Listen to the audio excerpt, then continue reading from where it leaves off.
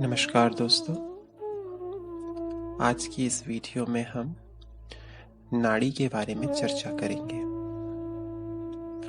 नाड़ी शब्द संस्कृत भाषा का शब्द है जिसकी उत्पत्ति नड धातु से हुई है, जिसका अर्थ होता है गिरना, टपकना या प्रवाहित होना, जबकि नाड शब्द का अर्थ खोखला, डंठल, पोल, ध्वनि व तरंग भी है।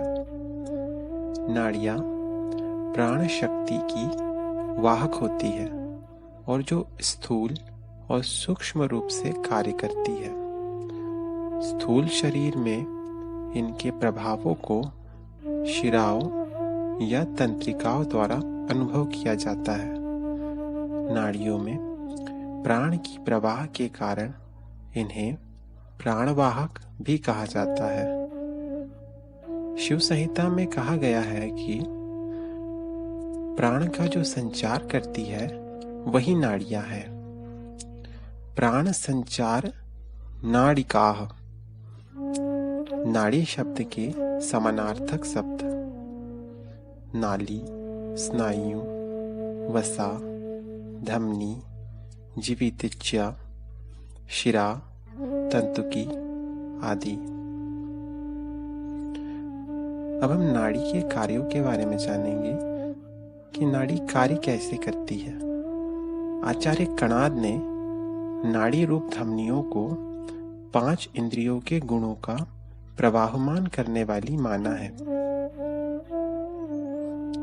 देहे धमन्यो धन्यास्ताः पंचेंद्रिय गुणावहा। वही शरीर में क्या चल रहा है, क्या साध्य है और क्या असाध्य है, इन सब का ज्ञान नाड़ियां ही प्रकट करती है।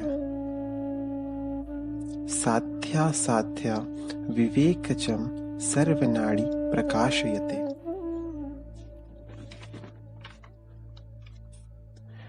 नाड़ियां शरीर में संदेशों को एक स्थान से दूसरे स्थान तक ले जाने का कार्य करती है। वहीं आधुनिक विज्ञान के अनुसार तंत्रिका रेशे का एक समूह है जो शरीर के एक भाग से प्रणोदों यानी कि इम्पल्सेस को लेकर दूसरे भाग में पहुंचता है। वहीं भारतीय चिकित्सा शास्त्र में नाड़ी ने नलिकाएं जो वायु, जल, रक्त और अन्य पोषक पदार्थों के साथ पूरे शरीर में आवागमन का कार्य करती है। अब नाड़ियों की संख्या के बारे में हम जानेंगे। शिव संहिता में नाड़ियों की संख्या 3.5 लाख बताई गई है। हठ योग प्रदीपिका में 72,000 नाड़ियां मानी गई है। नाड़ी विज्ञान के ग्रंथों में मनुष्य के शरीर में 3.5 करोड़ नाड़ियों का वर्णन है। वहीं महर्षि कणाद ने भी शरीर में 72,000 स्थूल नाड़ियों का उल्लेख किया है। स्वच्छंद तंत्र में नाड़ियों का व्यापक और विस्तार पूर्वक वर्णन है। उसमें कहा गया है कि जितने रोमकूप है उतनी ही नाड़ियां हैं। रुद्रयामल तंत्र में रोमों की संख्या 3.5 करोड़ कही गई है, जिन्हें समस्त नाड़ी मुख माना गया है। बृहदारण्यक के उपनिषद में 72,000 नाड़ियों का उल्लेख है। कठोपनिषद में 101 नाड़ियों का वर्णन है। शारदा तिलक में नाड़ियों की संख्या अनंत बताई गई है। इस प्रकार भिन्न भिन्न ग्रंथों में नाड़ियों की संख्या भिन्न भिन्न बताई गई है। मानवीय स्थिति को समझने के लिए योग और तंत्र ने एक बहुत महत्वपूर्ण प्रणाली बनाई है। तंत्र से दार्शनिक ज्ञान प्राप्त होता है और उसके सिद्धांत की जानकारी होती है तथा योग से उन तकनीकों का ज्ञान होता है जिन्हें हम अपने व्यक्तित्व, अनुभवों द्वारा प्रमाणित करते हैं और उनसे उच्च ज्ञान की प्राप्ति करते हैं। इसीलिए तंत्र अनंत बौद्धिक विचारों की वह पद्धति मात्र ही नहीं है जो सत्य को पूर्ण रूप से उजागर करने में असमर्थ है, जिसमें बहुत से प्रश्न अनुत्तरित ही रह जाते हो, बल्कि तंत्र एक जीवंत दर्शन है। यह एक ऐसी शक्तिशाली विधि है जिसके द्वारा हम स्वयं को ब्रह्मांड की पूर्णता के परिप्रेक्ष्य में जान सकते हैं तथा एकत्व, मुक्ति तथा संतोष प्राप्त कर सकते हैं। आधुनिक जगत को तंत्र की सबसे बड़ी देन यही होगी कि इसमें केवल मन की परिभाषा का ही वर्णन नहीं है, बल्कि इसमें उन अभ्यासों का भी वर्णन है जिनके द्वारा हम मन का अनुभव कर सकते हैं और अंततः कुंडलिनी के जागरण द्वारा उसके परे भी जा सकते हैं। तंत्र का ज्ञान अर्थात मनुष्य के मूलभूत तत्व शरीर, मन और आत्मा, जो उसकी भाषा में इड़ा, पिंगला और सुषुम्ना कहलाते हैं, आधुनिक विज्ञान और मनोविज्ञान के लिए बहुत लाभदायक हो सकते हैं। ये शक्ति प्रवाह मनुष्य के बुनियादी तत्वों से सीधे संबंध रखते हैं और पूरे व्यक्तित्व को एक आधार पर इस प्रकार बनाते हैं जिसकी धारणा शिव और शक्ति तथा चेतना और ऊर्जा के ब्रह्मांडीय दायरे में निहित है। नाड़ियों को समझने के लिए और उनके अस्तित्व को प्रमाणित करने के लिए यह जानना जरूरी है कि वे शारीरिक नहीं हैं और उन्हें देखा भी नहीं जा सकता है। वास्तव में वे बुनियादी शक्तियां हैं जो हमारी चेतना और जीवन को उत्प्रेरित करती है। नाड़ियों के अस्तित्व को स्वीकारने और नकारने से पहले यह समझना जरूरी है कि नाड़ियां क्या है। जब हमारी चेतना एक विशेष स्थिति में आती है तब हम उन्हें देख सकते हैं। योगियों ने उन्हें शक्ति प्रवाह कहा है और वे कहते हैं कि अतीन्द्रिय स्तर पर उस शक्ति के प्रवाह को देखा जा सकता है जिसके अनेक रंग, ध्वनि, प्रकाश इत्यादि होते हैं, किंतु साथ ही साथ यह भी देखा जा सकता है कि ये नाड़ियां शरीर के सभी कार्यों एवं प्रक्रियाओं के साथ कार्य करती है। वे शरीर और मन से अलग नहीं है, एक ही है।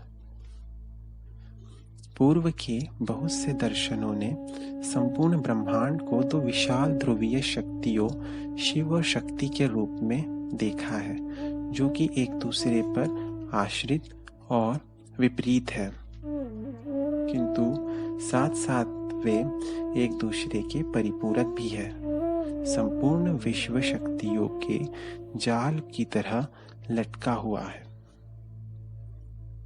जिसमें वे शक्तियां बुनियादी ध्रुवीयता द्वारा उत्पन्न तनाव के कारण कार्य करती है। कार्ल जूंग ने कहा है, प्रकृति की प्रक्रिया उस शक्ति की अद्भुत घटना है जो कि कम संभाव्य स्थिति से पैदा होती है।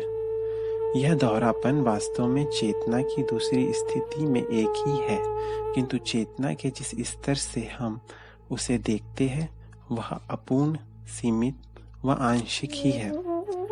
हम जहाँ भी देखते हैं हमें यह ध्रुवीयता नजर आती है, चाहे वह प्रकृति हो, हमारे अंदर हो या हमारे मन में हो। ब्रह्मांडीय से लेकर लघु ब्रह्मांडीय और आणविक तक हर स्थान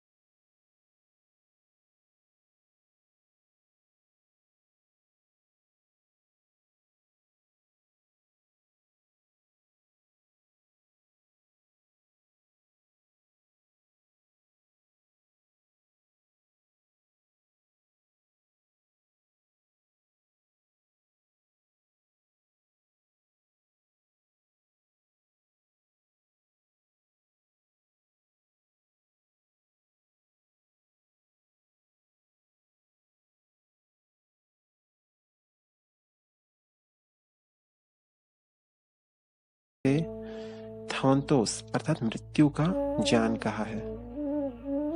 जुंग ने इसे अणिमा अर्थात अचेतन, स्त्री, भावनात्मक, अनुभवजन्य, अंतर्ज्ञान जनित एवं वह अविवेचनीय वह आधार जिस पर भिन्नताओं को देखा जा सके तथा जो मिलती है कहा है। यह मनुष्य को सोमो साइकिक पक्ष से जोड़ती, जहां शक्ति अंदर की ओर जाती है और शरीर मन पर काम करता है। इड़ा ज्ञानेंद्रियों को नियंत्रित करती है, जिससे हमें इस विश्व का ज्ञान और सजगता प्राप्त होती है जहां हम जीवन व्यतीत करते हैं। तीसरी शक्ति के बारे में बताया गया है कि एक अन्य शक्ति भी है जिसका अस्तित्व है, जो बहुत कम समझ में आती है और जिसे बहुत कम महत्व दिया गया है, लेकिन मनुष्य के लिए यह बहुत महत्वपूर्ण है। यह सत्य है कि जब दोनों शक्तियां समान और संतुलित होती है तो एक तीसरी शक्ति का उदय होता है। जिस प्रकार माचिस की तीली को माचिस पर रगड़ने से आप आग उत्पन्न कर सकते हैं, पॉजिटिव और नेगेटिव धारा को मिलाकर आप मशीनों को चला सकते हैं, उसी प्रकार शरीर और मन को मिलाने से तीसरी शक्ति जागृत होती है, जिसे सुषुम्ना कहते हैं। यह एक आध्यात्मिक शक्ति है।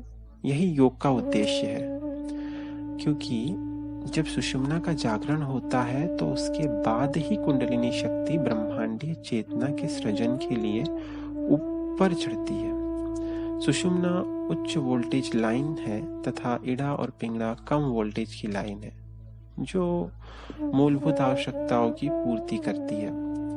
कार्ल जूंग ने तंत्र के बारे में कहते हुए आत्म साक्षात्कार की व्यक्तियों को व्यक्तिकता कहा, अर्थात दो अलग शक्तियां जो शुरू से द्वंद्व के साथ और बाद में एकीकरण के साथ जुड़ जाती है। जब पूर्ण संतुलन प्राप्त होता है, स्थिरता और दक्षता प्राप्त होती है, तो एक क्रियात्मक शक्ति का अनुभव होता है जो कि परस्पर विरोधाभास दर्शाती है, और अर्थात दो विरोधी शक्तियों का मिलन, सक्रियता और निष्क्रियता का विश्लेषण और जीवन जीने और अनुभव करने का एक नया तरीका है। हम में से बहुत कम लोग ऐसे हैं जो तीसरी शक्ति का अनुभव कर पाते हैं, और ज्यादा लोग तो दो शक्तियों के बीच रह जाते हैं। प्रत्येक 90 से 180 मिनट के अंतर पर इड़ा और पिंगड़ा की प्रमुखता में परिवर्तन होता है और कुछ क्षणों के लिए सुषुम्ना जागृत होती है। योग के सभी अभ्यासों का सही उद्देश्य है कि इड़ा और पिंगड़ा का संतुलन हो जाए, जीवन शक्ति और चेतना का संतुलन हो, ताकि वे आज्ञा चक्र में मिलकर प्रकाश और आनंद का सृजन कर सके और सत्य का पूर्ण ज्ञान स्पष्ट हो जाए। शक्ति के प्रवाह पर संतुलन हेतु योग ने आसन, प्राणायाम, षटकर्म, ध्यान जैसे अभ्यास बताए हैं, जो इड़ा, पिंगड़ा और सुषुम्ना को सक्रिय करते हैं। इसका मतलब यह नहीं कि हम मात्र एक ढांचे को ही सक्रिय करते हो, बल्कि हम योग द्वारा अपने संभावित स्तरों के भीतरी छिपी शक्तियों को जागृत करते हैं।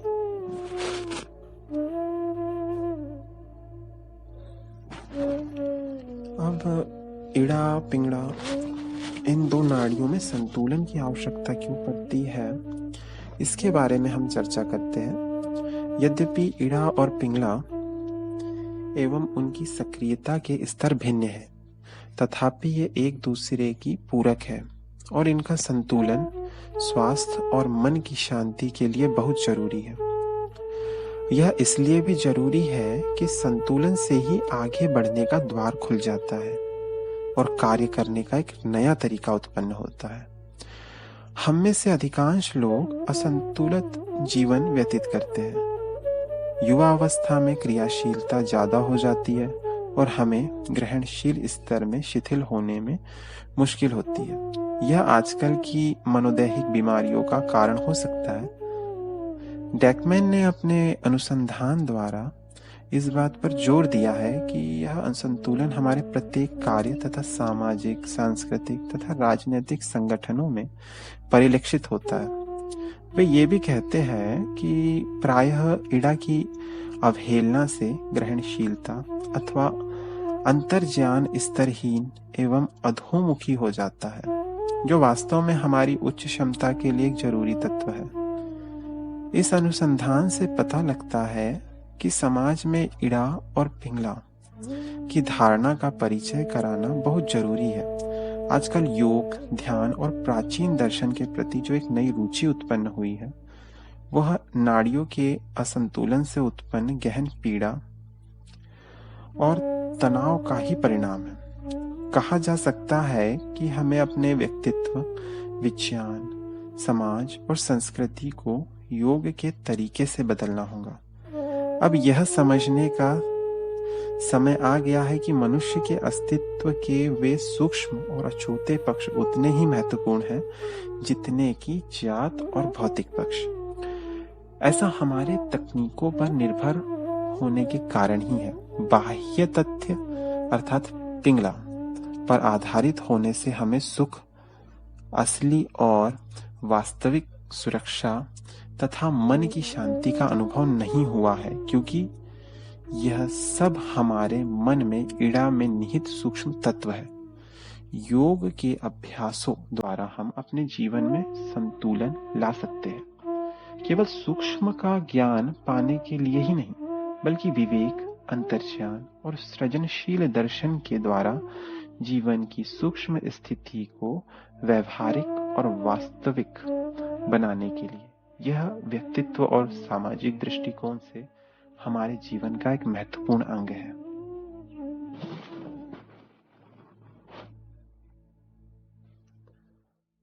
शास्त्रों में नाड़ियों की भिन्न भिन्न संख्या बताई गई है, लेकिन कुछ प्रमुख नाड़ियों की भी चर्चा शास्त्रों में की गई है।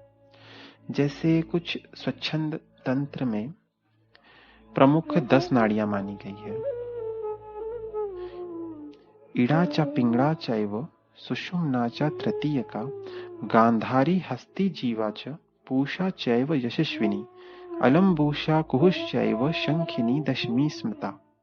अर्थात इड़ा, पिंगड़ा, सुषुम्ना, गांधारी, हस्ती जीवा, पूषा, यशस्विनी, अलम्बूषा, कुहू और शंखिनी, यह 10 प्रकार की नाड़ियां ही प्रमुख मानी गई है।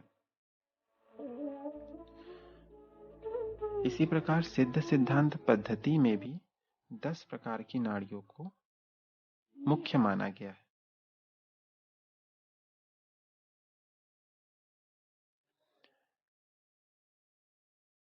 इस प्रकार नाड़ियों की चर्चा यहीं समाप्त होती है। धन्यवाद।